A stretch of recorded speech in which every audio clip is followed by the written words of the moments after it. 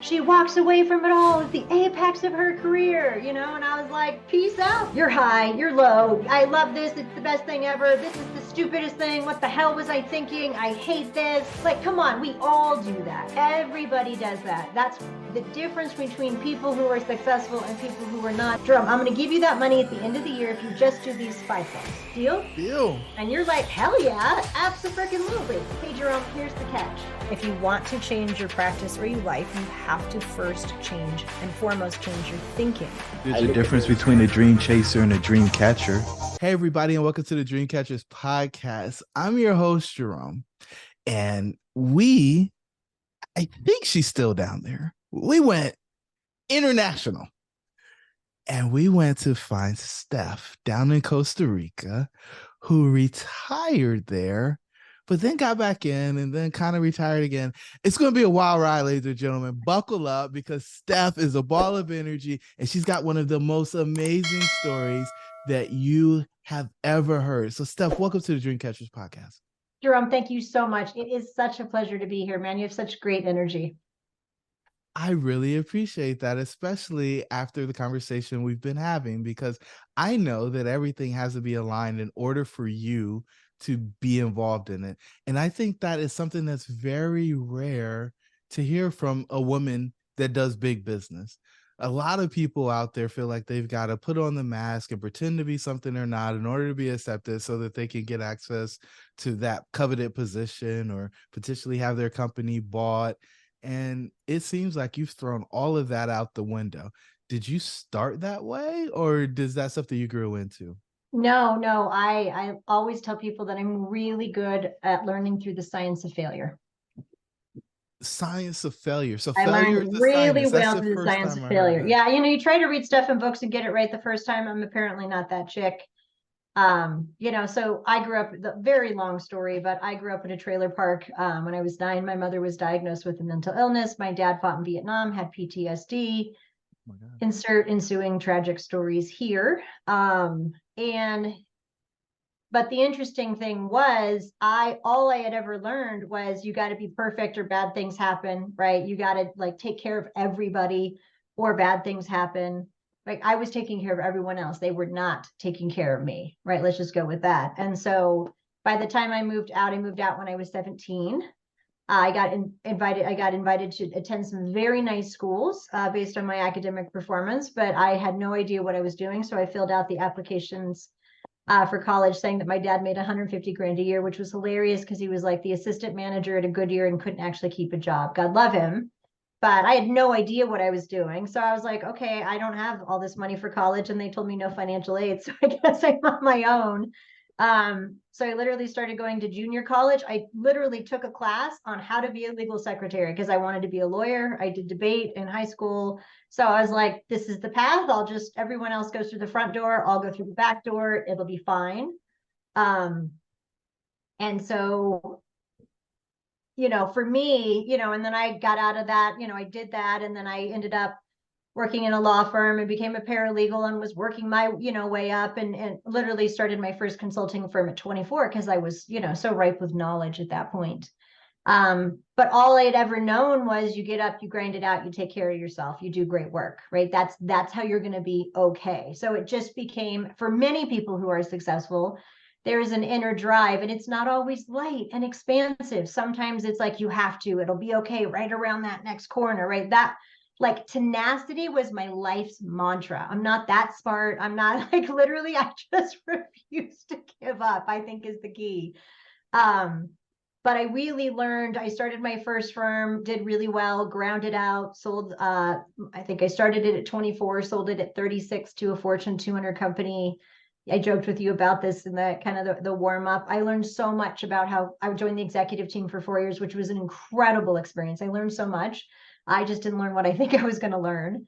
And I joke that I learned so much about how Fortune 200 companies run that it was very clear to me that I no longer needed to work for one. After the 27th version of a planning PowerPoint deck, where it was like basically not different than version 1, I was like, I'm out. This is not my jam. And then we retired for a year to go scuba diving with my family in Turks and Caicos. I had very young kids at the time. And then I took an executive position in a large financial firm to do some really groundbreaking work at United Capital, which got sold to Goldman Sachs, which has since been sold to Creative Capital. So we build stuff that people like to buy. That's obvious, which is a good skill to have if you've got it. A great team of people there. But same thing, I was in this like treadmill of gotta do more. I was on the cover of a magazine. I was named an industry influential. I'd sold my company for 7 figures. I didn't have to work anymore. Like Bloomberg asked me to write a book. Most people have to try to get a book. They were like, hey, how would you like to write a book for us? I was like, okay, seems like a fun idea. Like I had a beautiful house and a beautiful family, right? Like check the box. I had done all the things that the success formula tells you you need to do to get ahead, be, successful and happy. And I was really successful. You know what I wasn't, Jerome? Happy. I wasn't really happy. And so I had done this thing where I was trading time for money. And I didn't realize it at the time, but as I shared, right, I retired at the apex of my career. I walked away from it all. That was literally what they put on all the trade press. She walks away from it all at the apex of her career, and I was like, peace out, people. I'll see ya. Like, right, Where'd you whatever go the second time? Huh? Where did you go the second time? The second time we went to Costa Rica. So the first time we went to Turks and Caicos for a year. So I obviously had the desire to go international. And then I got pulled back in because the CEO of the financial firm reached out to me through a friend of a friend. He found me in Turks and Caicos and said, I know you're not talking to anyone for a year, but I have the perfect job for you. And I was like, how could you know that? And he said, because I created it just for you. And my ego was still really big, not big in an I'm an idiot sense, but like oh, okay. And I was like, well, that sounds fun. And it was, I spent 3 years there and it was an incredible experience. We built some amazing stuff. Goldman Sachs liked it so much. They bought it for almost $1 billion. Like it was a super cool experience. And again, that wasn't all me. There was an incredible team, right? They carried on the work, but literally at the apex of that, we'd gotten our third round of funding for 40 million. I had to evaluate every acquisition and sign off on every deal. So my lifestyle suddenly went to no lifestyle. And my kids were 3 and 6. And there's a lot of moments, but there was just a moment where I realized I'm trading time for money and I'm going to really regret it later. So I was sitting in the room with my daughter. She was like 2.5 at the time. I come home from work. I was in the room with her. She was across the room. I'm sitting on the floor, right? Just kind of copping a squat, like, hey, baby, And she's over there. And the next thing I know, Jerome, she's on me, like tapping me. And I am literally like getting pulled in from outer space. I was like, what? I had been in my head at work solving, you think, I don't even know. It could have been 2 minutes. It could have been 15. All I knew in that moment was that I had no idea. I had been utterly vacant in the room with my child. And per my prior story, I came from a broken home. I had broken mom. I was like, can't be a broken home, cannot be a broken mom. Just in broken doesn't have to be trailer park bad, but having time and money and choosing not to spend it with my kids because I was just stuck on this, hamster wheel of, just can't get off of it. And I know a lot of like my clients feel like that all the time. They're wildly successful people and founders. And, you drive to get to a certain level of success. And then you get there and all of a sudden you don't know how to get out of it. So I call it like keeping the edge. Like I love what I do and I want to be a badass at it and I want to crush it and have impact and make all this money and, kumbaya, like truly. But then then there's all these little crises of confidence, these trade-offs that we think we have to make. And I made way too many of them. So I think for me, when I went to Costa Rica, there was a very deep experience there where I really learned about mindset and personal performance and behavioral psychology and neuroscience and epigenetics and quantum physics and all kinds of very cool stuff. And what I realized is that whole time, Jerome, I was making trade-offs. I thought that success was going to make me feel significant. I genuinely thought that making more money was going to give me a sense of meaning. And it did none of those things. Denzel Washington has this great quote, and I know it seems so obnoxious to people who haven't had like that kind of an event. They're like, eh. And I'm like, you just have to live through it. And he said, money will not buy you happiness. It will make you a lot more comfortable. And it's true. Like you could be right, uncomfortable, unhappy, rich, you mean unhappy, poor. I've been both, and I don't prefer poor of the two, but what I realized was why is it a trade-off? Like I just could not, like I literally, my title in my company is Chief Possibility Officer, because I just, anything is possible. Some things are just harder than others, right? Outside of the laws of physics. And so I literally retired to the beach in Costa Rica, sat down, and I did what everyone does when they are financially independent and no longer need to work and are at the beach in Costa Rica. I sat down and I Googled, because Google knows everything, how to be successful. This is not a made up story, true story, ... and happy. I was like, I've got the success thing down.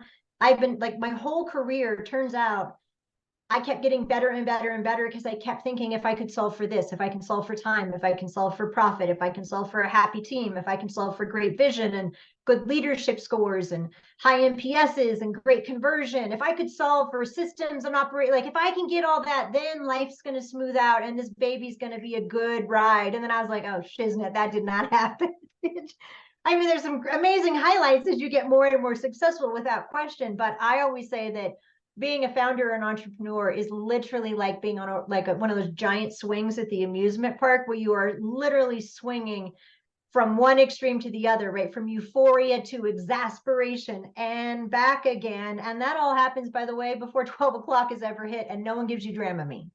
Like, you're high, you're low. I love this. It's the best thing ever. This is the stupidest thing. What the hell was I thinking? I hate this. Like, come on, we all do that, right?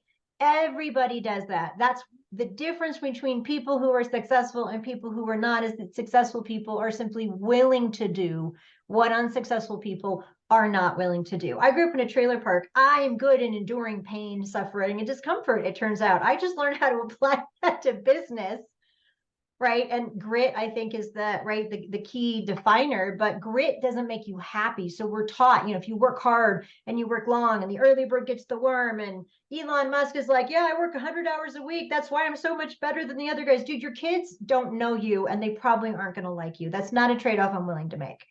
So, that's to me, we just really get trapped in this trade-off around time and money. We don't know it. We're not doing it intentionally. It's very subdued. It's our brain, really, our mindset, right? A lot of us grew up in a scarcity mindset. We got to be pleasing, we got to prove, we got to protect, we got to show people how valuable we are. We think we're not good enough or smart enough, and so all we do is spend our life striving for something: person, experience, bank balance, body size. If we can turn that corner, it's all going to be okay. And what I learned in Costa Rica, because I went down mindset and coaching, right? Just lots of cool stuff we can talk about, is none of that stuff makes it okay, ever. It doesn't fix We anything. make it okay. And the only limits that we have truly are the ones that we place on ourselves. We just place a lot of limits on ourselves. Okay. You gave me so much content to go down and unpack. This is going to be a phenomenal episode. Ladies and gentlemen, I told you guys to plug in, strap in, because this is a rocket ship. Except she described it more of like a swing, where you're high, you're low, no Dramamine, you're just experiencing all the things. So the first thing that you said that was like, oh my gosh, I got to ask her to tell me more. So you said, I took a year off scuba diving in the Turks and Caicos. How'd you know to take a year off? Well, so the first deal, right? The money changing event, right? When you talk about acquisitions, right? Usually the first one is like, you go from, being okay to being financially independent, right? The second one or the third one, they're totally different ballgame, because it's about impact and reach and what you can do, and like, ooh, can I hit bigger numbers and have more fun? But the first one's like, life, like the earth literally moves under your feet when you're like, I'm gonna literally go from having to hit the alarm clock and do this thing, even though I love it, to literally like, got nothing to do today. Like, literally got nothing to do today. And then when I re-entered, right, because when I unretired after 5 years, I was like, I'm just gonna work part-time. But here's the kicker: I'm still gonna make 7 figures a year. I'm just gonna do it in half time. So that was my goal. My business plan when I unretired from the beach in Costa Rica. So now we split our time between Park City and Costa Rica, sea and slopes, best of both worlds. I said, here's my business plan. I'm going to do cool shiznit with really cool people. and have really awesome impact and make a really incredible 7-figure income so that I can, right, live the life that I want on my terms, big, bold, badass, beautiful life, and help other people do the same and donate, right, to the children and church and charities and communities that are really important to me. And that's my goal. So like that was the business plan. And so far, so good. It's been 5 years. It's been a lot of fun. I've never heard anybody describe a business plan on how many hours I'm willing to work and how much money I'm gonna make, but I accept that as the new business plan moving forward. So you decided to take the year off. Did somebody tell you that that was something that was wise to No, do? I really, really tried to, right, be a good to be a good employee. I really did. I don't like, I'm very good with rules if they make sense to me. I'm less good with them if they don't make sense to me. So I was at the Fortune 200 firm for about 4 years. And I actually walked away from the last third of my earnout because I was not happy. And literally, I was partnering with someone in the area, the department, right, the group that I was in charge of. And we had to create a vision for our practice rate for the practice group and where we're going to go. And I laid out this incredible, what I thought was a really incredible vision, because that's why they acquired me, right? Right, to do the stuff I'm good at. And the person that I was working with was like, yeah, we can't do any of that.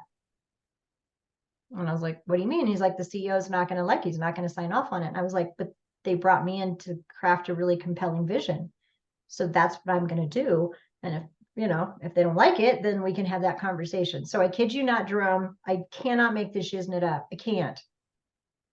27 versions of a PowerPoint deck. I would sit down with the CEO and he would point at a word and be like, I don't think that's the right word.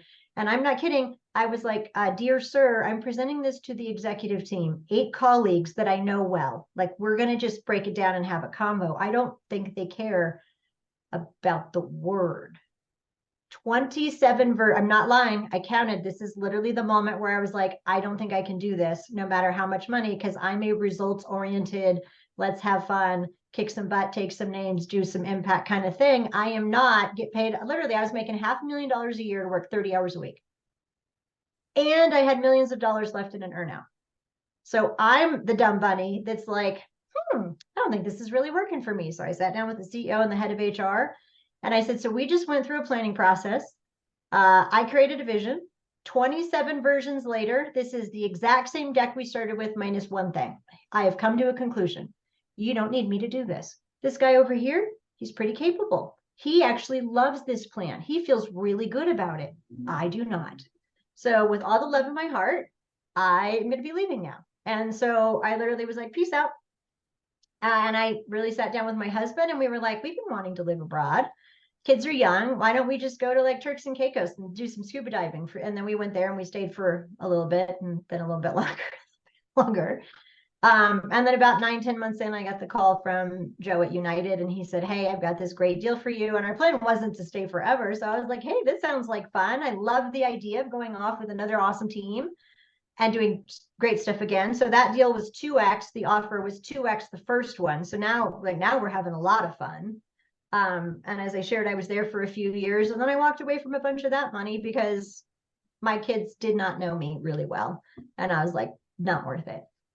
So peaced out and then retired to the beach. And I think I shared unretired about 5 years ago with the goal of, right, building a 7-figure income and business, where I just thought it would be really cool to prove that it could be done. I was like, why not? Don't know a lot of people that are doing it. Sounds like fun. Believe it can be done. There's this great quote that I love. It's on, it was on my board at my first company. And it was a quote that said, it sounds impossible. Let's do it. It's by the founder of Intel. So that's some insight. Like, running the shop is not my thing. Like, if you want someone to show up every day and just make sure the gears are working, there are people that are brilliant at that. I'm not one of them. I am a mountain climber. I'm a like, let's go, but I'm like an operator. So like, I need to see the vision, but it has to actually work, which is why I think we're really good at scaling and building. I did realize the other day, I told my husband, I said, I think I'm really good at building and scaling value in businesses. Like, as I look at that, I was like, I think I might actually be really good at this.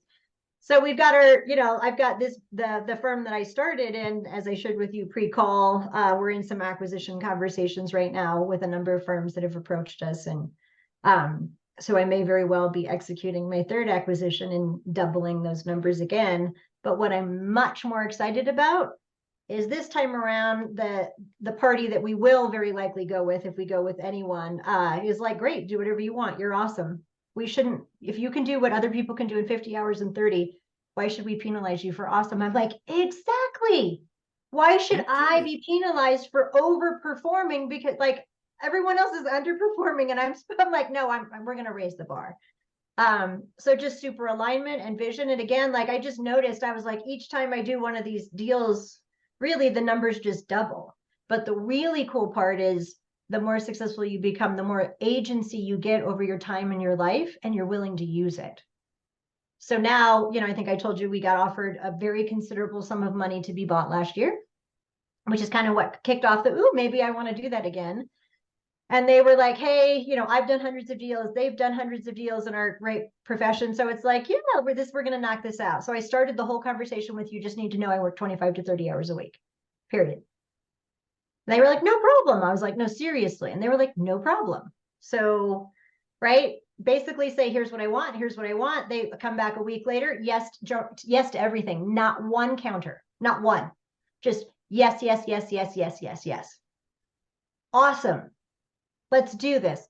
Steph. Oh, here we go. Can we talk about those 25 to 30 hours a week? I got to tell you, I think of all the money, and look, I'm not like Getty or anything by any, right? I told you, I've walked away from as much money as I've made, quite honestly. But I've learned I can make it whenever I want in the way that I want. Like, I do not believe that I have to be stuck in complacency or in crisis of confidence anymore. And those are the two things that utterly stall us, stuck us, shrink us, and keep us from stepping into that next level and creating that next level of success for ourselves. So we had a very nice conversation in which I said, but the whole point of this deal was that I was like, I can give you 30-ish, right? There's, time here and travel. Like, we all know it rounds up a bit. I was like, but I'm not gonna, I'm not gonna work 50 or 60 hours a week grinding it out so that the CEO can get even richer than he already is. And they were like, well, we kind of grind our people. And I was like, whoa, like the second those words came out of someone's mouth, I was like, look, you guys are awesome. Really love and respect you. You're going to try and change my culture. And really, it works the other way around. My whole mission on the planet is to change other people's sense of possibility and culture the opposite direction. I said, so I wish you all the best of luck. No, thank you. Literally walked away from a very generous deal. And then I was like, you know what? I don't feel remotely bad about that. And then I thought, well, it would be so fun to do it with someone that got me and got what I could do and the way that I do it. So I told you, I just kismeted, like, here's what I want. I want to work with cool people who totally are zero pushback on my schedule, who totally understand the impact that we can have and how awesome we are. And, see that like, I just got in this super awesome, we call it success state. It's this kind of place that you can get yourself in. Magic happens when you live there. And literally within 90 days, we had 2 capital partners and 2 potential acquirers like approach us literally like in 90 days. I was like, oh, it's going to be fun this time. So yeah, mojo, I call it the mojo. It's kind of cool. So, at any point on the backside of either one of those exits, did you end up feeling lost? Oh, I was lost before, during, and after. So the first time I realized when my daughter walked across the room, I was like, this is probably not going to be great for my relationship with my family, the way that I'm showing up. But it took me like 6 months to really, as owners and founders, if we're not really careful, the business is our identity. Our results are our identity. Our clients liking us and giving us their approval becomes our identity. And the problem with that is, and this is where the time in Costa Rica was so valuable, because it's really where I became to understand the power of mindset. And it was literally it's the only reason I'm here. Otherwise, I'd still literally be retired practicing my surfing and conjugation of Spanish verbs, which I'm at. Even after 7 years, I'm decent, but not amazing. I'm sitting on the beach. I told you I Googled how to be successful and happy, right? Which leads to an article, which leads to an article, which leads to some research, which leads to me spending like 5 hours a day, every day, just like I'm like hooked, like, oh, the answer is here. I've got to find it, right? So I'm sitting on the beach. I'll never forget it. It's a hallmark moment, this kind you never forget in your whole life. I'm literally on the beach. I see the kids running. I've got my study I've printed out from Carnegie Institute in 1906. Dale Carnegie was huge on, right, learning, growth, and development. Who knew? So he did a study on how people successfully learn, grow, and sustain change. Body, business, school, bank account. He started that research because he was starting university for engineers, and he wanted to optimize their learning, like how they learned, grew, and retained it, which is pretty much right. You want to improve your body. So it's basically, how do humans successfully implement and sustain change in their lives, right? How do we learn, grow, develop? So I thought, this is interesting. I'd like to know more. So it's a very, very thick, very, very boring study. Literally 99% of it's going to melt your brain.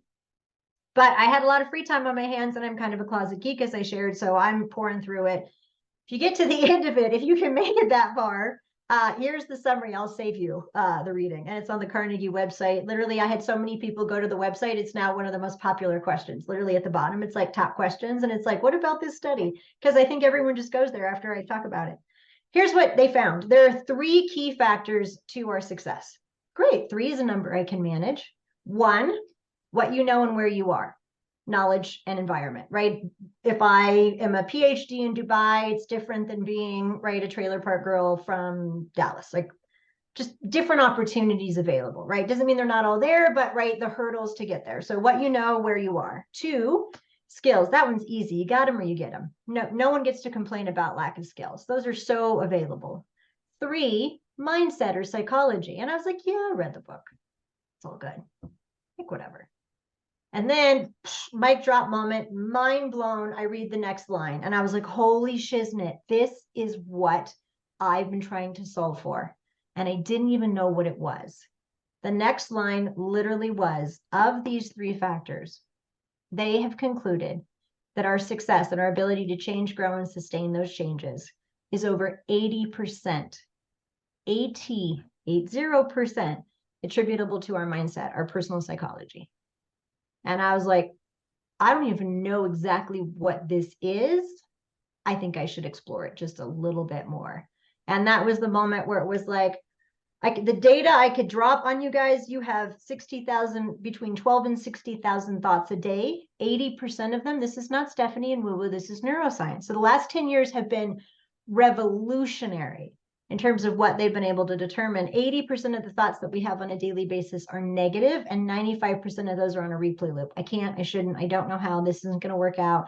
If I raise the fees, the client, well, I can't do that. Someone's going to fire me. And it all, every single time ends with, and it will go bad. I will go bankrupt. I will get eaten by a hungry tiger and I will die, right? Like, whatever it is. Your largest, hold on, I don't care who you are, your largest client calls, your assistant's like, Bob or Jane called. What'd they say? They didn't leave a message. What's the first thing your brain goes to? Oh my God, they're gonna fire Oh us. shit, I'm getting fired. Go find the file, go find the order. Like, you're going to go do your homework, and you're going to go into that call from a success state, empowered, clear, conscious, and confident, ready to serve, even if challenged by the client, because that's what you get paid the big bucks for. Or are you going to show up in survival, or what we call stress state, right? Fear, uncertainty, doubt, anxiety, stress, the judgment, the blame, the criticism. What are they going to do? Oh my God, what if they fire me? For most of us, if they fired us, it would mean nothing. For most of us, it would literally mean nothing to our lifestyle. But we freak out because our brain is hardwired to do one thing. You know what it is? Protect us from pain. Don't die. So your prefrontal cortex, the logical, like I call this Einstein, that's where planning. Hey, I want to double my revenue. I want to do what Stephanie did. I want to make 7 figures working 30 hours a week. What's that going to take? Your brain is a curiosity problem-solving machine. I promise you, with a few good questions, we will figure it out, and you'll be clear, conscious, empowered, ready to do it. That's success state. Like, yes, I can, I will. Everything is figure outable. That's entirely different than stress state, which is where the back of your brain lives. The back of your brain is the caveman brain. My husband hates it when I call it that. It's your cave people brain. Call it what you will. Just saying. Caveman brain. Caveman brain is really our limbic system. Has one job. Don't die. The problem with not dying is that it's just, this is the part I had to figure out, to your point around alignment. I had to figure out that not dying is not at all the same as really living. Not at all the same. And for me, alignment was, I grew up in a trailer park. I want to make a bunch of money, because if I make a bunch of money, somehow I'm going to prove that I'm okay and worth it, and I won't be a trailer park girl. Guess what? There is no world in which I can't be a trailer park girl. I grew up in a trailer park. So you know what? I got really okay with it. It made me gritty. It made me awesome. It taught me a lot of stuff. And you know what? I am classy with the K and I'm totally okay with that. That's my whole thing. I'm classy with the K. There'll be times I'll do something like, sorry, trailer park, classy with the K. That's just my excuse, man. I'm sorry. I didn't grow up in Beverly Hills. Like, I got to remember stuff. Um, you and I were talking, like, I'm wildly honest, and like I spent years, like, dude, you should see, I wish I had it somewhere. There's a picture of me on the cover of one of these financial magazines, and I'm like in a gray pinstripe. I'm like literally a man trapped in a woman's body. I'm in a gray pinstripe suit. I'm crossing my arms, and I'm like, they literally said to me, give us a look like you know stuff they don't. And I looked at them and I was like, I do. What look is that? Like, I know a bunch of stuff they don't. Otherwise, you wouldn't be putting me on the cover of the magazine. But it's like this, like people look at it, my clients are like, I have now the picture of me on my bio and my website. If you go to like limitlessfa.life, literally, I'm on the beach like this. Because what I figured out is I was going to show up and be me and lead my business from authenticity. Because you know what? I tried that perfect thing for a lot of years and it sucked. I was happy. I have some clients I felt like I had to be so serious with. Some clients I felt like I could be myself with. I had to, you work with anyone that comes your way because none of that. So for me, what I realized is all of those experiences, I worked so hard to be in those situations that for me, the growth wasn't making more money. The growth was learning how to walk away from it when it didn't fit with my vision. So we came up with what we call the 5 freedoms of epic entrepreneurs. And this is the culmination of my success and my time in Costa Rica. I think we all want, especially as founders and entrepreneurs, 5 basic things. Freedom number 1, I want to work with purpose on my terms. My purpose is to help founders elevate their work, wealth, and well-being. The intersection of those 3 things is fun and magical, but not always easy. But my terms are, right, 25 to 30 hours a week from the beach in Costa Rica or Park City. If you need me to be in a building every day, or you tell me I have to talk with you every Tuesday at 9 a.m., I'm going to be like, peace out. I actually don't need to do any of those things. My job is to offer.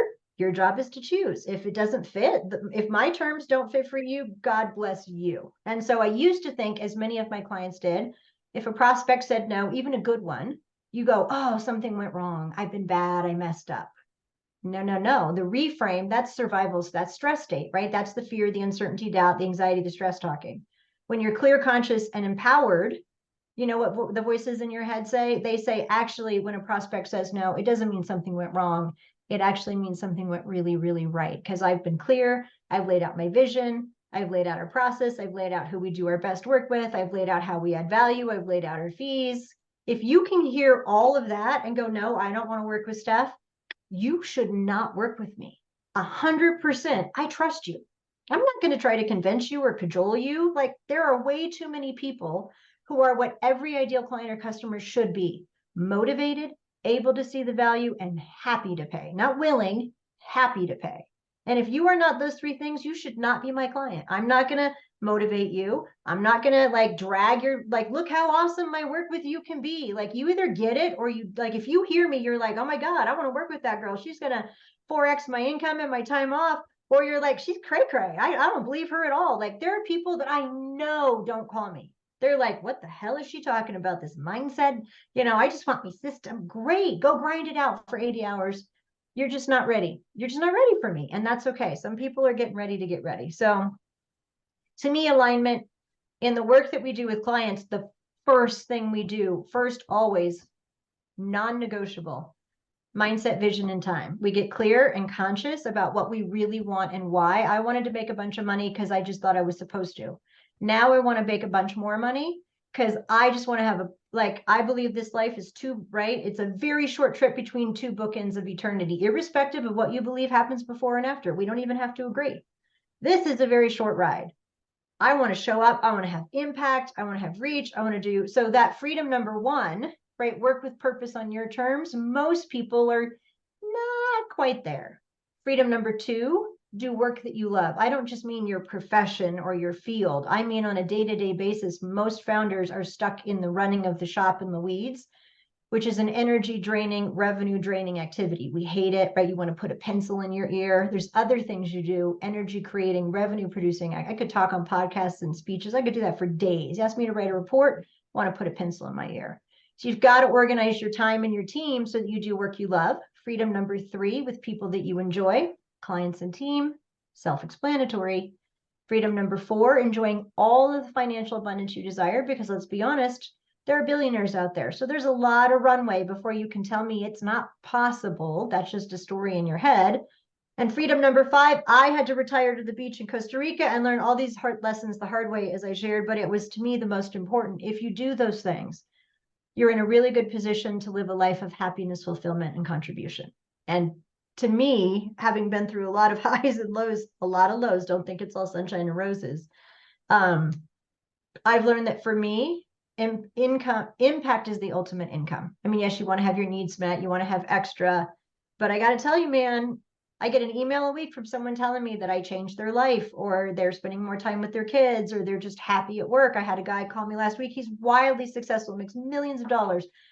And he was like, I was miserable and grinding it out. I was going to retire. And he's like, we just did this. And he's like, I am energized. I'm empowered. I'm on fire. He is like, he's hiring team members. He's updating his web. I mean, this guy, you would think he was a new person. And I was like, wow, that's amazing. Like sometimes even I'm surprised how, but the secret is like, we've got 30 years of business consulting experience. We're really good. But it was that coaching, it was the mindset, personal performance, behavior, peak performance, behavioral psychology, neuroscience, where I was like 80% of the resistance, actually, according to the science, this is the hard part. You are hardwired. The odds of change are hardwired 9-1 against you, which is why we all say we want a better body, a better business, a better bank account, right? A better, beautiful relationship. We are 95% hardwired by the age of 35, just a pre-programmed set of habit bundles, thought habits, behavior habits, business habits. Most people check email 20 times a day. They spend 3 to 3.6 hours there.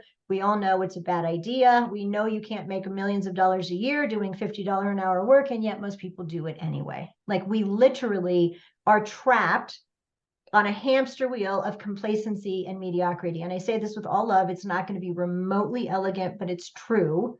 It's like complacency, right? I call it being uncomfortably comfortable. We're successful enough, but we're not really happy, right? We're like, well, but on time, and it grinds on us. It just steals all of our joy and our energy and our empowerment. So we kind of show up, then it becomes obligatory, and then it becomes a grind, and then you don't like it. And why would we do that to ourselves, right? Literally, it's just a story in our head that keeps us comfortable and complacent. So I talk about the lollipop of mediocrity. Again, it's not elegant. Please don't hold it against me. There's this thing I call the lollipop of mediocrity. Jerome, do you know what the problem with the lollipop of mediocrity is? No. If you take one lick, you will suck forever. It's really, I told you it wasn't elegant. I did, remember Classy with the K? I told you that was one of those moments.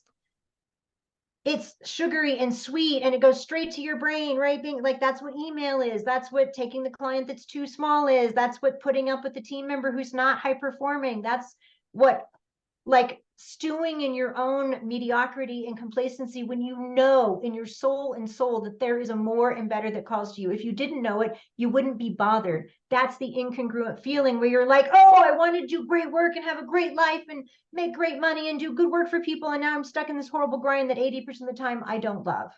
That's not what anybody envisioned. And so there's all these crises of compromise that we make because of our mindset, because of the stories that we tell ourselves that stuck us and stall us and shrink us.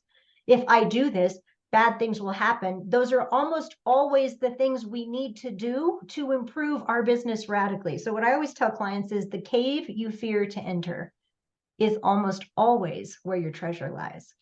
But we are not hardwired to do any of that. We're hardwired to stay safe and comfortable. Our brain is like, stay right here, girl. It's not perfect, but you're not getting eaten by a tiger. So to put ourselves out there means we literally have to, on purpose, walk into the cave, open the tiger's mouth, and stick our own head in. And let's be honest, that's not easy. That's why I do coaching, because sometimes it's easier when you have a partner.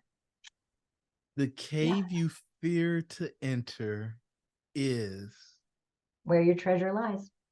Where your treasure lies.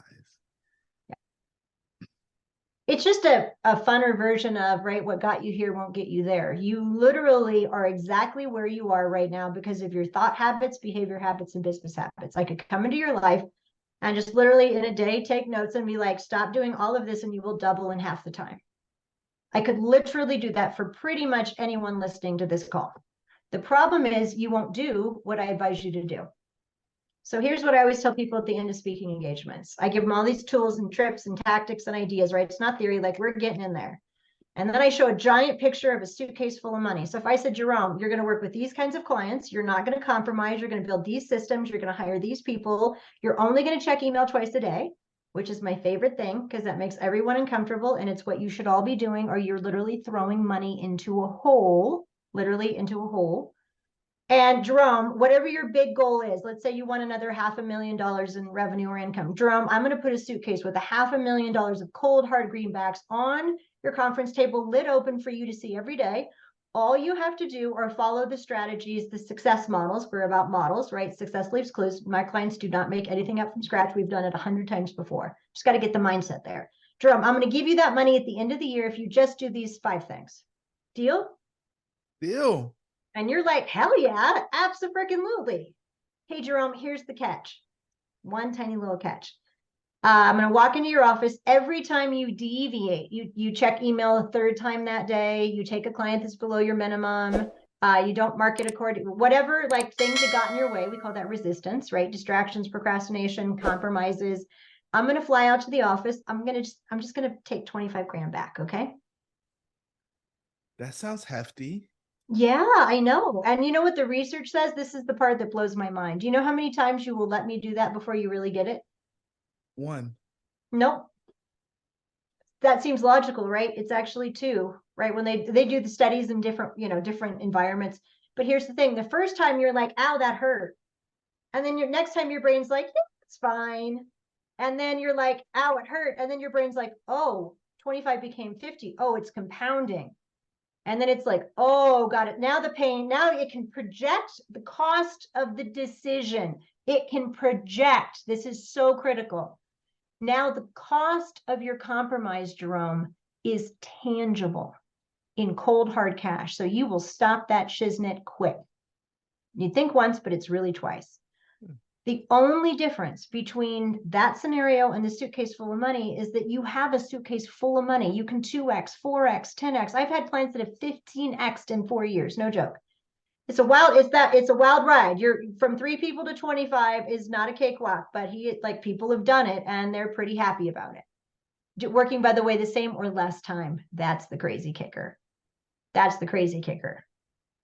So it can be done. The question we have to ask ourselves is, are we clear? Are we conscious? Are we committed to creating a business that actually aligns with what we say we want? Because the truth is we lie to ourselves most of the time, fib, because the tongue in our mouth and the tongue in our shoes, 95% of the time are not moving in the same direction. They're not. You're going to tell me I want this and this and this, and I'm going to follow you around in your office and I'm going to be like, well, that's not going to happen. And that's not going to happen. And you're going to be like, okay, you're right about that. Okay, good point. Right. And that awareness is the #1 key to creating new levels of success. You have to be aware. Oh, what's really happening is I'm not hitting the revenue or the time or the joy goals that I want. No, that's the surface level. That's your, right. You're just out there brain. You got to get behind what's the why that's going to really motivate you to create that next level of success. Because if you know what that big why is, the why will always overcome the what ifs if it's big enough. So we don't even know why we're growing. We're just like, oh, let's grow 20% because that's what I'm supposed to put in a business plan. Why? Do you really want to grow 20%? Do you want to grow 10x and have half your time back? And people are like, I can't do that. And I'm like, why not? Says who? Tell me where in the handbook it says you can't do that. I don't have that handbook. I have example after example of people who were doing it, but I don't have a handbook that says you can't. So we all live very conditional lives. We look around. Think about it. You peel a banana, Jerome. You ever peel a banana? And we all peel a banana. You pick up the banana, you grab the top, you peel it. right? If it's too ripe, it's like, you got to peel the leaves and the little strings, right? And if it's not ripe enough, right, then the top's all mucky. No matter who you are, you end up taking your thumb or a knife, you cut the banana and you peel it. You got to do a little bit of work. In Costa Rica and Central and South America, where I have spent a fair bit of time, do you know that that is not how they peel a banana, Jerome? It They peels actually from the turn that bottom. banana upside down.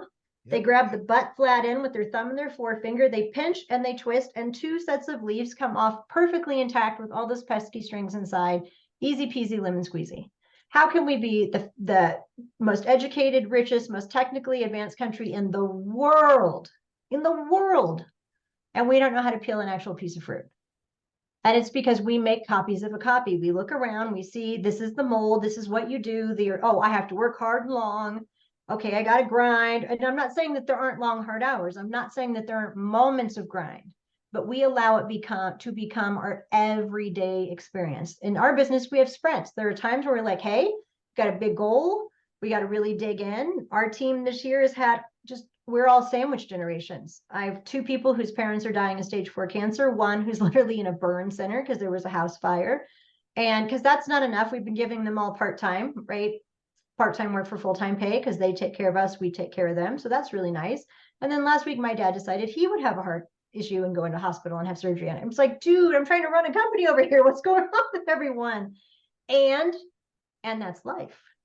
And that's life. So we have to sit down and have conversations like, how are we going to manage this? And how are we going to pinch hit? And like, there are very clear, conscious conversations around what do we have to give up?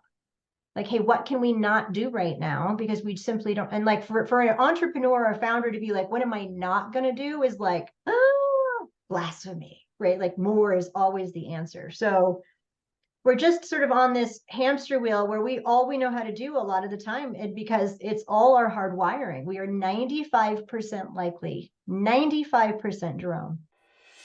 Hey guys, as you might know, a very small percentage of the people who actually listen to this podcast are subscribers. So do us a favor, subscribe. In fact, we did some analytics and we found out that only 25% of the people who listen are subscribers. And our goal is to get that to about 75% over the next 3 months. So do us a favor, hit the subscribe button so you get notified when our new episodes come. We plan to bring immense value to you guys going forward as we continue to improve the content that we create at Dreamcatcher. Your dreams should be real. Let's get back to the show. To do today what we did yesterday.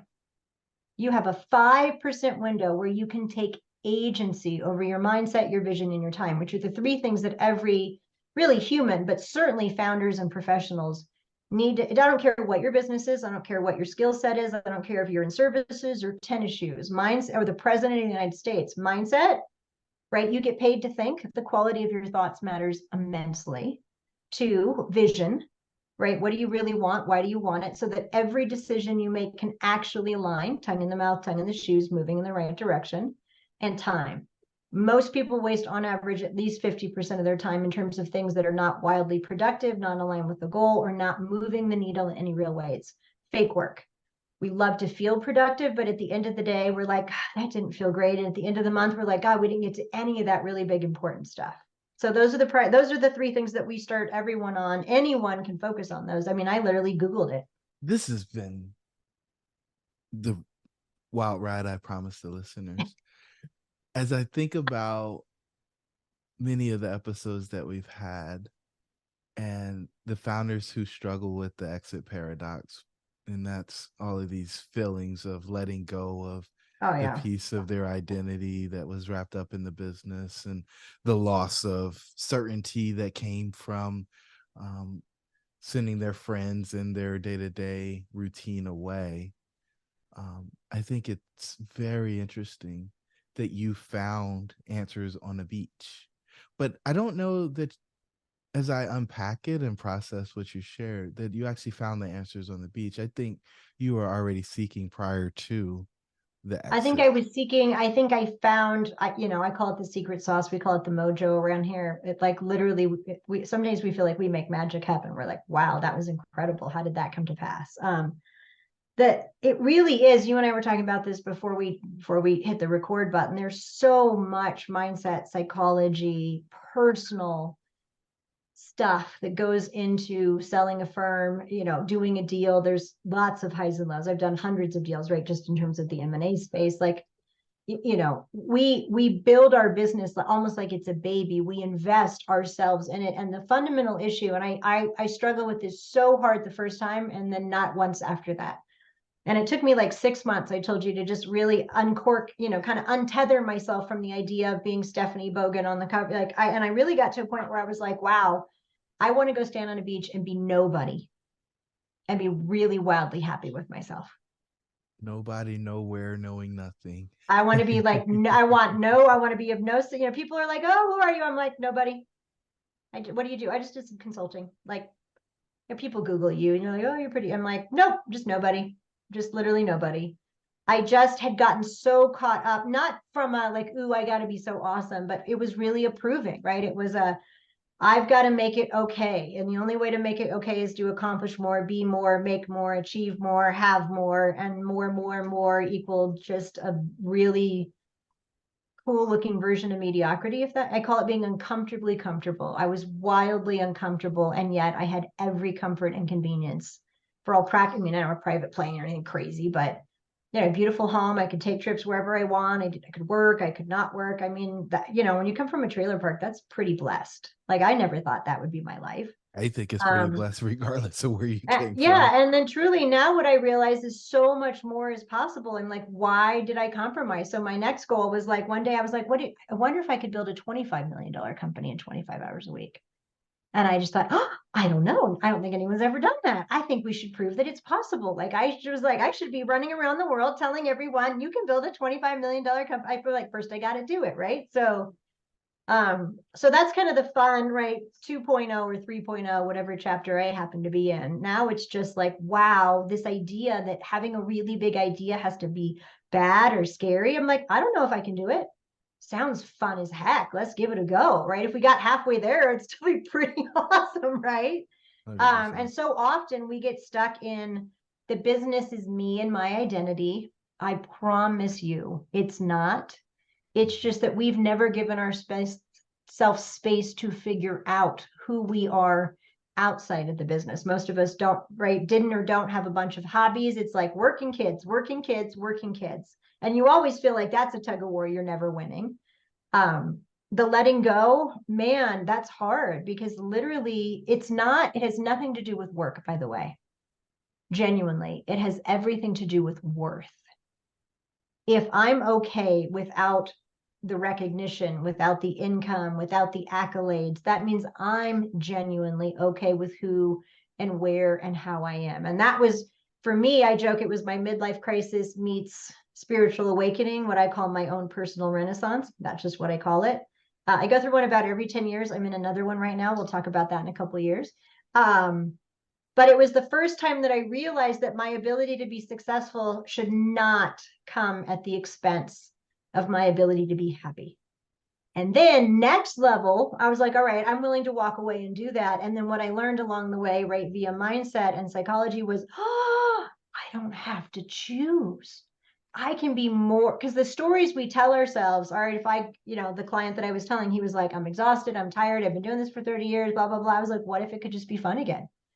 And he was like, how is that going to happen? I'm like, well, let's talk about it. So I always say, if you ask better questions, you get better answers. I was like, so this is an activity anyone can do, and it will change their life.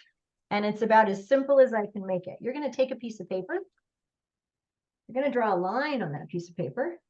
It's very sloppy, by the way, because I'm writing upside down and backwards. Above that paper is a plus, and below, remember how I talked about success state and stress state? This is success state. When we're here, we are clear, we're conscious, we're empowered, we're creative, we're abundant, we're yes, I can. Ooh, big idea. Ooh, why not 20? Like, ooh, what would it take to make that happen? I can, I will. Everything is figure outable. This is your success state. The problem is we spend about like 5% of our time here, but we've all had those moments where we're like, yes, if I could spend my time here, I would take over the world, right? The line is, you wake up, you're happy, you're not like high, you're not low, right? Stasis in the language of research. Below the line is your stress state or your survival state. This is where fear, uncertainty, doubt, anxiety, stress, judgment, blame, criticism, I don't know, I can't, I shouldn't, I'm not good enough, I'm an imposter, I can't charge that, people will find out. You know what the really bad part is? We spend between 70 and 95% of our time on a daily basis below the line. And then we wonder why we can't get ahead. Why is If you that? shift your success state, right? This is about like, how do I get to that happy, positive? Yes, I can. I'm not going to let the stories in my head stuck me or shrink me. I'm going to figure it out. So now what you do is now pretend this is time. This is mind blowing. We're going to take that same line. That's how you're going to double your revenue in half the time. Above the line are your energy creating, revenue producing activities. What do you love to do, Jerome, that you could do all day, every day, never get? I could talk on this podcast, ask my family, ask my friends. I could do this for 19 hours and I would not be tired until I was done. I love talking with people about possibilities. I love tactics and business and strategy. And like, it's to me the fun, like, I literally have the best job in the world. I cannot believe people pay me to talk to them about shit that I totally love and would do for free. It's awesome. I won't do it for free because I add a massive amount of value, right? And I'm going to turn that income into impact in other ways. That seems like a fair trade to me. I'm not going to apologize. You should be really successful and you should never have to apologize for it, by the way. Below the line, negative activities. These are the opposite. This is the stuff you hate, you procrastinate, you put it off, you get distracted, you rush in the 11th hour. You would literally cut off your right arm if you never had to do it again. When you sit down to do one of these, you know it, because within 5 minutes, you want to put a pencil in your ear. Like, I hate this. Now, here's the trick. You're going to take this piece of paper, you're going to draw a line all the way across, and then you're going to draw columns. And in those columns, you're going to write other titles. And then you're going to write dates. And everything below your line has to go into someone else's above the line column. I have people on my team that love doing tech. I've literally multiple times built multi-million-dollar tech platforms. It's so fun. You know what I hate? Working in tech. I clicked the button. It didn't work. I don't know. Don't ask me. Go figure it out. I don't want to open it. I don't want to look at the code. I want to do none of that. I just want to click the button and I want it to work. That's my engagement with tech. That's it. I'm honest about it. That is way down here for me. But you know what? Catherine on my team, she learns new programs at night for fun. And I'm like, okay, go you, girl. Like, that is amazing. I'm not doing that. I'm off researching big ideas to share with people to write. Like, teamwork makes the dream work. So if you take your negative below the line activities and over the course of 1 to 3 years, depending on your income and situation, and you get rid of everything down here, and if you have one iota of an idea in your head that tells you that you can't, it's a lie that your brain is telling you you can. You just have to figure out what it's going to take. I promise it's possible. Unless you have a business that's more than 150 billion, we've been there and done that. Like, it all works, right? Like, after that, I don't know. I'm not going to claim because I haven't done it. You get rid of the stuff down here, you will double in half the time. If you look at every model of success, when people take that next level, they get rid of 80% of what they're doing. Because 80% of what you're doing right now will keep you in right now. If you want next to be different, you have to give something up. And our brains are hardwired to, can't do that. I can't invest in that person. I can't let that go. What if it doesn't work? You know how many things I have done that don't work? Oh my God. Like, a lot of them. Your job is to hit like 7 out of 10. So we always like to say, you don't fail, you win or you learn. Like, you just keep going. But every one of those lessons is an investment in your future success. And we get really down and we get over. Everyone that I know way too much of the time is in overwhelm. They're struggling with what I call taskless tsunami, right? The wave of tasks is always hanging over you and you can never get to it. That is an utterly disempowered stress state. We are literally showing up every day below that line, compromised, complacent, suffering from a crisis of confidence. And most people are still doing pretty good. Can you imagine what's possible when you get out of that, right? That what I call the invisible force fields, that resistance, that those mindsets and the stories telling you can't, you shouldn't, you don't. Like, what happens when you actually get clear and conscious and committed to a course of action that is radically aligned with your goals? Mm-hmm. Kismet happens. That's what happens. And it's magic. We just struggle to do it because fear is the emotion that we are most governed by. And change equals fear. So I'm sure there's somebody out there, and it's the first time they heard the 80-20 concept of giving up 80% of the stuff you're doing or stopping to doing Yeah. the 80%. That's applied to clients as well, I would assume, right? It could be. It depends on the business that you're in, right? Like we're in financial planning and professional services. And so we look at client segmentation and profitability. And so we call it right sizing your client base. It depends entirely on your situation. So I always tell clients, like, I'm not a cookie cutter and you're not a cookie. So I can give you blueprints for success. I can give you models. And we always say success leaves clues, but you still have to, it's like getting a really fine suit off the rack. You still have to tailor it, nip it and tuck it just to you. So if you look at client profitability, we have clients who've had, we call legacy clients, right? Financial planning clients they've had over the years that are smaller, right? Some of them will transition those out. Some of them will push them off to a service advisor, right? So they can actually get the attention they deserve. Some of them will do what we call MVP or minimum viable plan. We call it a container strategy, right? We can figure out what our base level of planning that we feel like legit good about, right? But we're not going to do all this fancy stuff that people don't need. We're going to make that affordable. We're going to systematize most of that service model, and we're going to provide a really good level of financial planning, right, in those clients' cases for about half of what we normally did, because we're not doing it the unoptimized, inefficient, old school way, right? There are just new ways to operate on the business side of the business. We call it building a bionic business, where we're creating massive leverage in sales and marketing, onboarding, client servicing, right, staffing. Like they're with technology and the shifts that have changed, like the world is changing. We're in a dawning digital age. Everybody is looking for omni-channel experiences. It's all about digitalization, differentiation, and discipline. The firms that are doing really well have digital experiences. They have a differentiated market position, and they have discipline around the business, right? We're not taking every client because, I mean, think about it. You ever had a prospect ask you for a discount? Mm-hmm. Yeah, pretty much anyone in business has, right? Professionally, especially in professional services. If you're selling tennis shoes, maybe not. But if you're an advisor or an accountant or a doctor, and you've had someone ask you, and here's where this is just a good example of where mindset really shrinks us, because people are like, what do you mean? It doesn't really shrink me. Really? So prospect asks you for a discount. Now, Jerome, and right, in financial planning, I've set my fee, I put it in my ADV, right? I'm now bound, right? That's my contract with like, hey, world, this is what I've decided I want to charge for the services and value I provide. Someone's reached out, they've been interested in planning, which means there's actually motivation, because come on, let's be honest, people don't wake up and go, ooh, I need a financial plan today, like a roller coaster. Like you have to have a reason. Then they've gone to your website, spent a fair bit of time there learning about you. Then they've probably had a 10 or 15 or 20 or 30-minute conversation with you, right? The learn more call. And then they've had a discovery meeting via Zoom or in person. So we're now like a few hours in, and through this whole discovery process, Jerome, you've sat there for hours sharing who you are, what you do, the value you can add, how you're going to be awesome, personal strategies for them, right? You've done it all. And you look across at them and you say, we love adding this value. Our fee to create this value in your life and help you achieve your goals is X. And that prospect, after having done all of that, says, that was amazing. I love all that value. I love it so much. Damn it, Jerome, one tiny little thing. I value it just a teensy bit less than you do. So I would like you to give me all that awesome. I think it's great. I just want you to give it to me for like 20% less. We're not going to tell those clients that we're not smart enough to ask for a discount. Bummer for them. I'm smarter than them. And when I call and when you do my work, I want you to forget about all of that.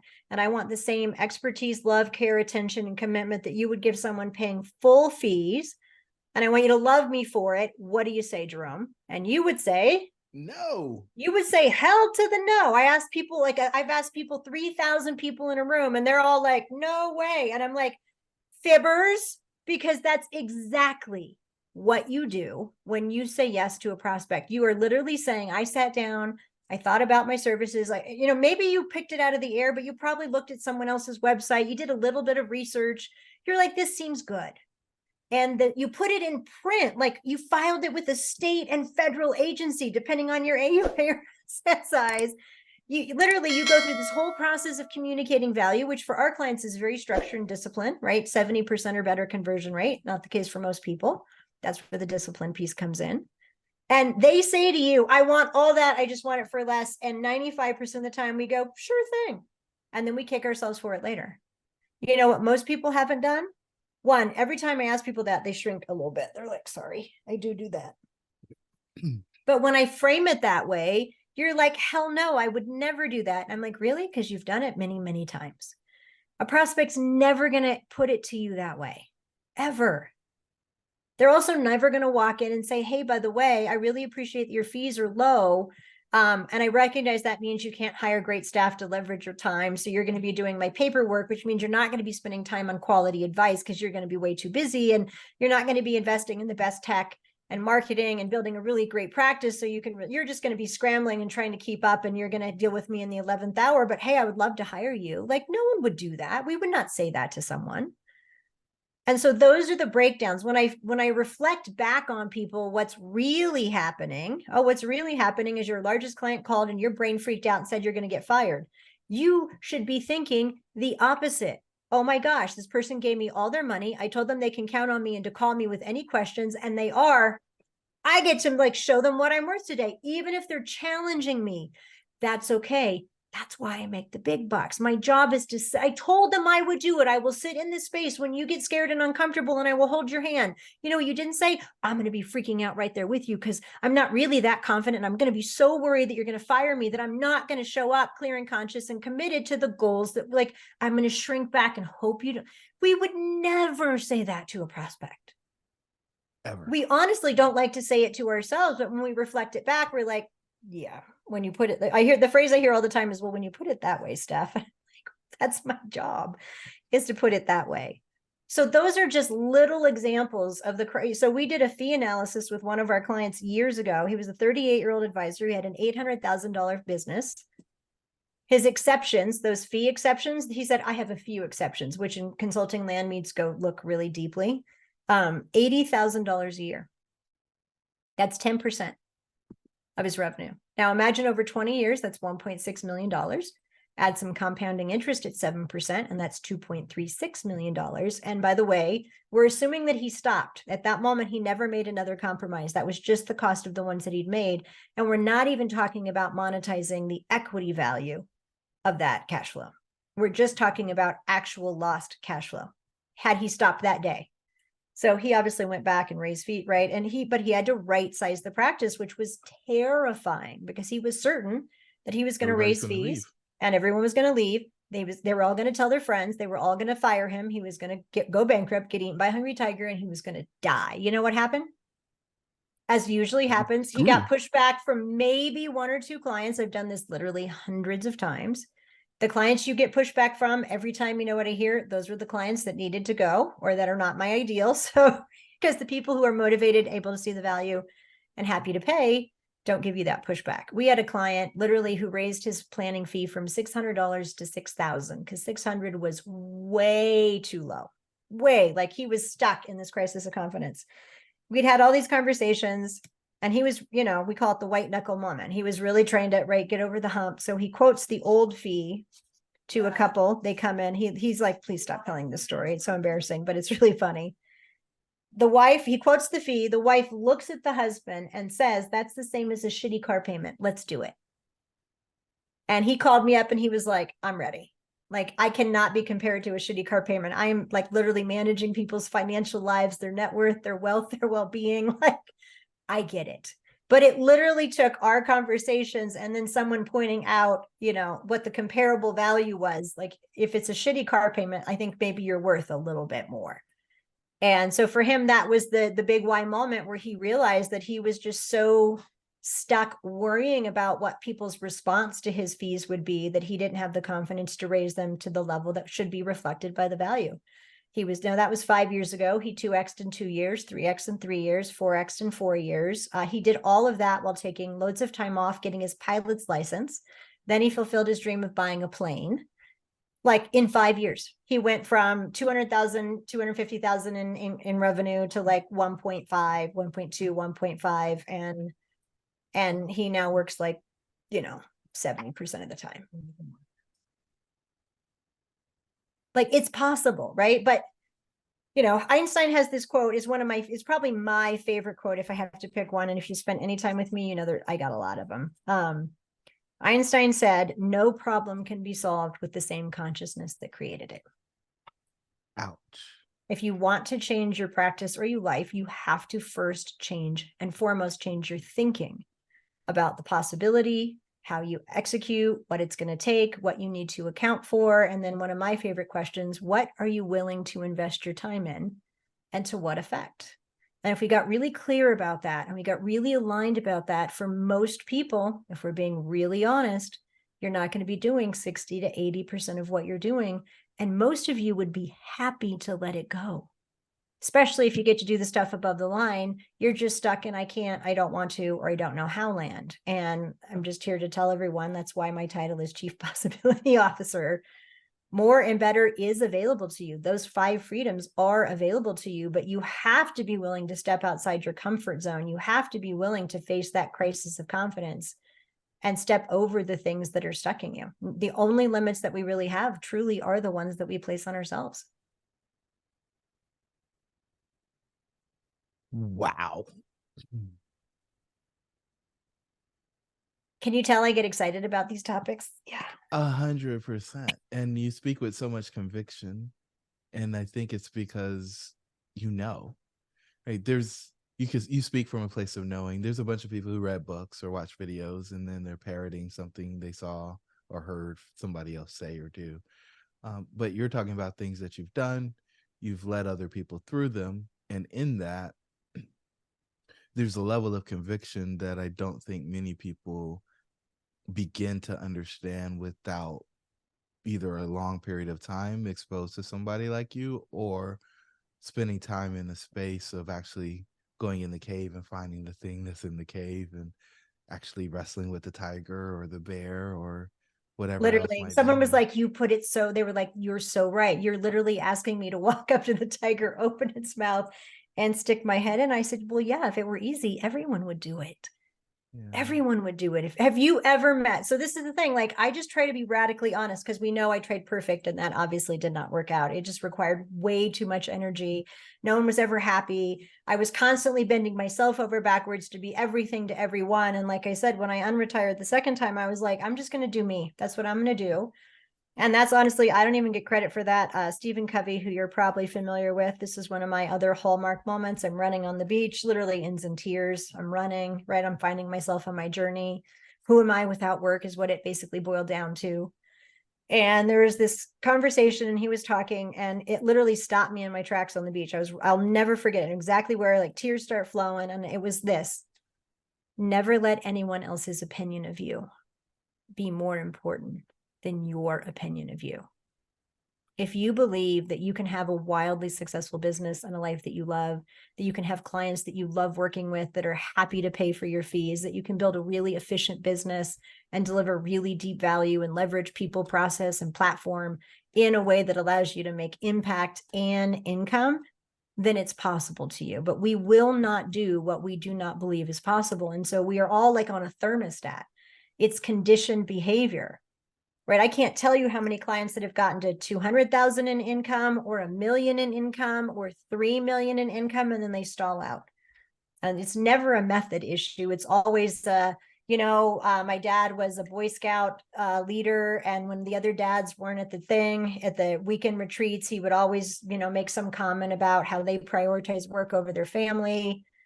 Literally, I've had clients who were like, I don't want to tell people that I have a plane or a boat or, like not Adam, because he's like, go for, like literally, I'm like, so you want to be successful, but you're ashamed of it. Well, yeah, I don't want my family to know, because, right, we're hardwired to be part of the tribe. And if your family came from the wrong side of the tracks or they talked about people with money in a bad way, if you become one, your brain tells you you're going to get kicked out of the tribe. And what happens when you get kicked out of the tribe as a caveman? You die. You die on your own, right? So the tribe's hardwired to kind of keep us there. We're hardwired to want to stay there. And I can't tell you how many diverse clients, how many clients like me who came from the trailer park with no means, stall ourselves out because we hit some ceiling where we don't feel worthy and like we don't expect that next level of success. We tell ourselves, and the second you break that story, you know what happens every time? Hockey stick. Off you go. It's incredible. Like, it's really, I spent 20 years, 25, I guess it's been 7. So like 20 years mastering business practices. And we were really good at it. We got bought, right? We weren't getting paid the big bucks for being, average. But when I learned about the power of, so now we call it business plus behavior, right? Mindset with methods. That's where you get the 2x, the 3x, the 4x, the 10x, not in 10 years or 15 years, but in 2, 3, or 5, because now you've got a vision and we're just lining everything up. What's in, what's out, does it work? And every time those stories come up, we deal with them and we just make our way through the fire. And you'd be amazed how far down the field you can move when you're clear, when you get clear, get focused, and get to work, actually working on the things that are going to move the needle in the direction of your dreams. We just spend most of our time not doing that stuff. So when you were going through what we call the founder's exit paradox, Yep. this finding of yourself, this unraveling of your identity from the entity, people pleasing, or deciding not to be a people pleaser anymore, you went down the coaching route, it sounds like, and Yep. became somebody who's a coach themselves in a lot of ways, and in addition to building businesses still. For the people out there who were like, I don't have a diagnosis, like I don't have a mental health issue, I don't Yep. need to go see a psychologist or a counselor or a therapist. Will you explain why you went down the coaching path? Because I think most people try to figure it out on their own and they get lost in that.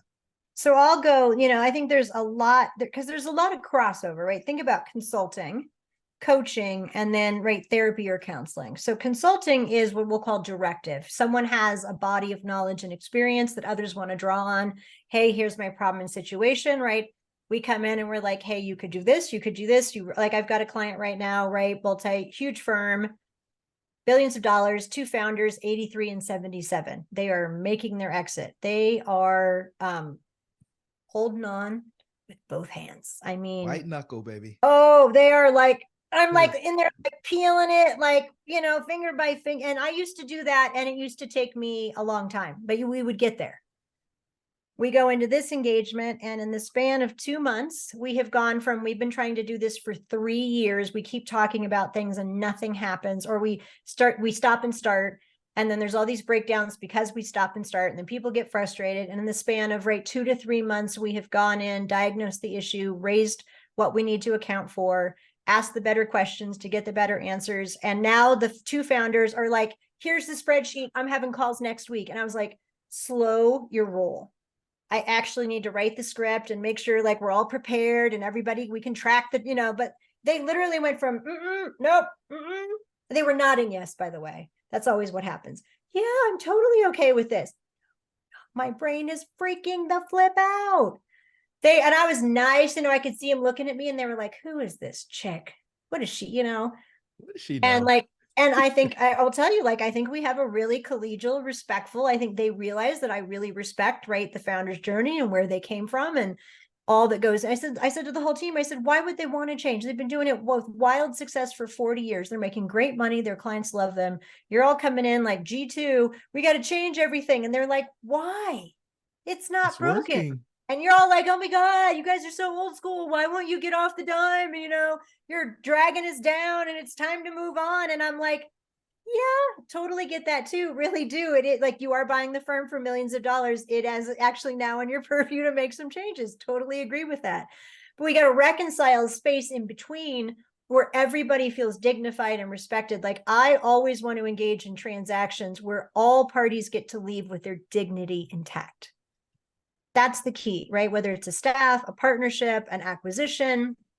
And I think we get so in our own head. And so for me, I didn't know it at the time, but now if I were going to tell myself, it would be take stock of the voices in your head, because they are literally the bridge between your subconscious, right? Those underlying belief systems, right? If I grew up in a trailer park and I think I have to be perfect to be pleasing, I'm going to be a prover. If I think I have to make money to be okay, huge issue with founders. How are we all okay? We grind, we work hard. And then one day Yeah. we don't have to, and you're sitting around and you're like, I'm not having to work hard, but I want to jump out of my skin because I don't know what to do when I'm not working hard. The issue is that there's often a story, right, deep in our mindset that says working hard is how everything is okay. Hey, Steph, you didn't know if you were going to be on the street at any day, right? You've been working hard, and how was I always okay? I moved out at 17. I got a part-time job, right? I was grinding, right? Then I got my legal secretary certificate, went to a big firm, just ground it out to show them how awesome I was. Get the neck, like the MO was Steph will be okay if Steph busts her hump and grinds it out. And then literally 20 years in, I'm gonna like, no grinding. Your brain doesn't just go, oh, never mind, grinding not needed. Your brain goes, I had a client sell this firm last year and he was like, what am I going to do? And I was like, have you given yourself permission to like even experiment? You don't even have to know. Like, you're literally like, I'm selling my firm. What am I going to do with my time? I was like, do you have to know? Like, if we're honest, you've spent 30 years not giving yourself permission to find out. Do you really have to like have an answer in 30 days? I was like, you're putting yourself in a corner where you're forcing yourself to lose. Like, how about you just give yourself a year to flow and figure it out? And what if you're just like, hey, I'm going to work 10 hours and I'm going to try some new things? And he was like, I can do that. And I was like, oh, yeah, you really can. It's going to be awesome. Your But like work we get optional. well, it really is, but we honestly don't know how. So most of the time, if you have a story that says grinding it out is how you get ahead, or it's how you're okay. So I said to him, I said, his wife was really freaking out. Like, she's like, are we going to be okay? Can you really sell the business? And I was like, look, I know exactly what's going on in her head. What's going on in her head, deep, deep, deep, is the way we've been okay is you show up and go to work. It's very controllable. Now it's all just going to be money in an account and nobody's doing anything. And brains are like, is this really okay? Like, when you've been grinding as a habit for 20 or 30 years, you don't just turn off the grind and chill. And if you're not at that exit stage yet, or you're like me where you've exited and you come back and forth, what we all want is, I call it the edge. And by the edge, what I mean is, I want to show up, I want to do awesome work, I want to be amazing at it, I want to kick butt, take names, have impact, make great money, and then I want to turn it off, go home and chill out with my family without worrying about it until tomorrow. That's a hard line for most people. And that's the piece that we don't always know how to conquer. And that's where the joy and the time and the freedom come. That's where we might be successful, but we're giving up those intangibles that are worth, to at least to me, just as much. Well, probably worth more on the backside of having access to the resources, because the trading time for money can stop once you have enough money to solve the money problems. I've just found that the financial freedom that everybody's chasing based on the American dream, doesn't actually solve any of the real problems. It only solves the problems that can be solved by money. It just tends to be an amplifier. So this has been phenomenal. Steph, I want to thank you for being so generous with your time and your story. I don't know if we got all of the stuff that nobody else knew about, but I feel like we got some of the things. You did. And for that, the listeners need to probably listen to this 2 or 3 times so that they can pull out all the nuggets, because I've been over here thinking to myself, how can she drop so many bombs in such a short period of time? It was like, all right, there's one here, and then there's one here, 3 words. Oh, there's another one. And I just think it is so rare for somebody to speak from a place of knowing, right? It's one thing when people say, oh, you're dropping knowledge bombs because you repeated something that somebody else said and you don't actually have it as a part of who you are through lived experience. But when you speak, and the way you speak with the conviction that you speak, and the fact that you trusted that your gifts would make room for you, you trusted that you could actually be you and you would be accepted as you, and you've decided not to acquiesce or deviate from that path, it says a lot.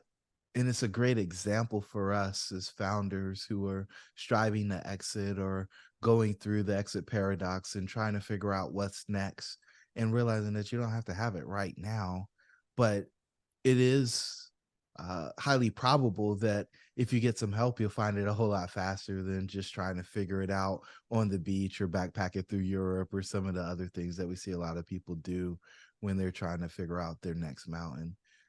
Would you like to say anything on the backside of that? I just think, to our point, right? Consulting is directive. Therapy is really about healing your past. Coaching sits kind of in the middle because coaching is really about focusing forward. Where are you and where do you want to go? And yeah, you talk about like what's holding you back, but you don't have to cry on the couch, right? There don't have to be tissues. It's just, right, clear and conscious conversations about what you want and what's standing between you and that. And therefore, if we can be radically honest with ourselves, it's pretty easy to figure out what we need to account for, right? That creates the roadmap for change. And so for me, I've got coaches and consultants because, right, I don't know any top performers in their field that get, like, I don't know how you get done. Like, I need people to challenge me from the outside. And again, that doesn't mean people have to hire me. It's really about, are you willing, if you want, if there's that incongruence where you're like, wow, that more and better is calling to me. I just feel like there's that invisible force field. I can't quite figure it out. That means, quite honestly, that, right, it's going to be far more mindset issues than method issues. Because once you know what you want, you will always find a way or make one every single time. It's really, the question is, how are we going to empower ourselves? How are we going to invest in our own success to create the business and the life that we really want without apology, hesitation, or compromise? And I just want people to know that that truly and genuinely is possible. If you want to follow me, I'm on LinkedIn, Stephanie Bogan, Twitter @Steph, I think _Bogan, X, whatever, Twix. I call it Twix now because I don't know what you're supposed to call it. Limitlessfa.life is our website, and you can reach out to connect@limitlessfa.life if you have any questions. Wow. We'll drop all that in the show notes so you can pick your channel. Steph, who else should we have on this show? You delivered so much value. You don't deliver that much value and not run in circles of people who are playing at a high level as well. If you had to pick one person who's had an exit that we should bring on the Dreamcatchers podcast, who would you say? Oh, let me think about that.